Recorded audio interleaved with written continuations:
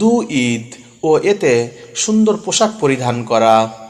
আব্দুল্লাহ ইবনু উমর রাদিয়াল্লাহু তাআলা আনহু থেকে বর্ণিত, তিনি বলেন, বাজারে বিক্রি হচ্ছিল এমন একটি রেশমি জুব্বা নিয়ে উমর রাদিয়াল্লাহু তাআলা আনহু আল্লাহ রসুল সাল্লাল্লাহু আলাইহি ওয়াসাল্লামের নিকট এসে বললেন, হে আল্লাহর রসুল, আপনি এটি ক্রয় করে নিন।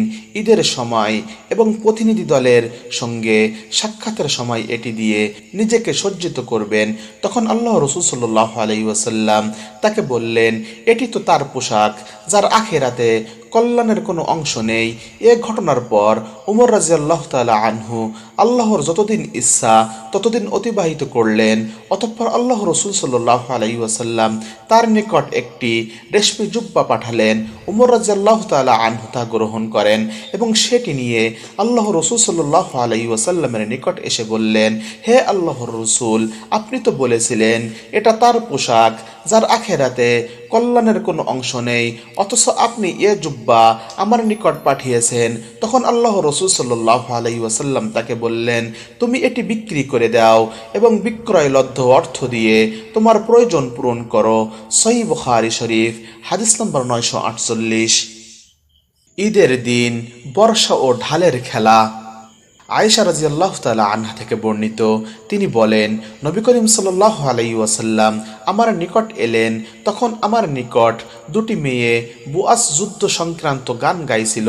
তিনি বিছানায় শুয়ে পড়লেন এবং চেহারা অন্যদিকে ফিরিয়ে রাখলেন।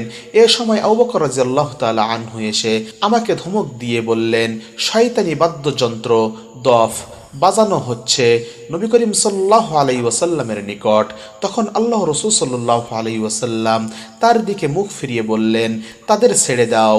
অতঃপর তিনি যখন অন্যদিকে ফিরলেন তখন আমি তাদের ইঙ্গিত করলাম আর তারা বেরিয়ে গেল। সহিহ বুখারী শরীফ, হাদিস নম্বর 949। আয়েশা রাদিয়াল্লাহু তাআলা আনহা থেকে বর্ণিত, আর ঈদের দিন সুদানিরা বর্ষা ও ঢালের খেলা করত।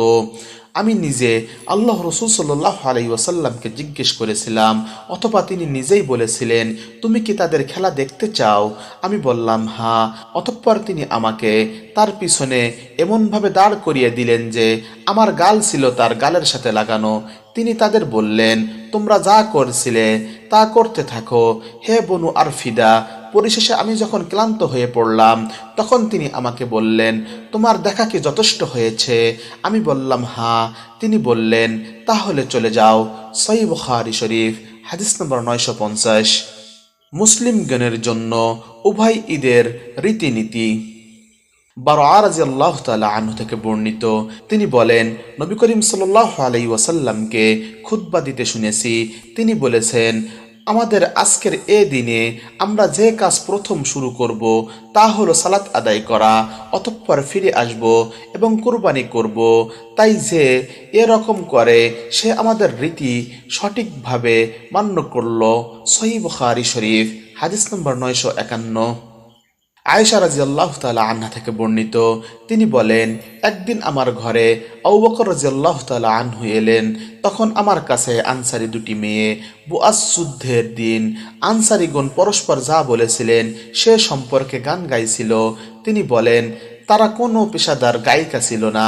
আবু বকর রাদিয়াল্লাহু তাআলা আনহু বললেন, আল্লাহ রসুল সাল্লাল্লাহু আলাইহি ওয়াসাল্লামের ঘরে শয়তানি বাদ্যযন্ত্র, আর এটি ছিল ঈদের দিন। তখন আল্লাহ রসুল সাল্লাল্লাহু আলাইহি ওয়াসাল্লাম বললেন, হে আবু বকর, প্রত্যেক জাতির জন্যই আনন্দ উৎসব রয়েছে, আর এ হলো আমাদের আনন্দের দিন। সহিহ বুখারী শরীফ, হাদিস নম্বর 952। ঈদুল ফিতরের দিন বের হবার আগে খাবার খাওয়া। আনাস ইবনু মালিক রাদিয়াল্লাহু তাআলা আনহু থেকে বর্ণিত, তিনি বলেন, আল্লাহ রসুল সাল্লাল্লাহু আলাইহি ওয়াসাল্লাম ঈদুল ফিতরের দিন কিছু খেজুর না খেয়ে বের হতেন না। অপর এক বর্ণনায় আনাস রাদিয়াল্লাহু তাআলা আনহু নবী করিম সাল্লাল্লাহু আলাইহি ওয়াসাল্লাম হতে বর্ণনা করেন যে তিনি তা বিজোড় সংখ্যায় খেতেন। সহিহ বুখারী শরীফ, হাদিস নম্বর 953।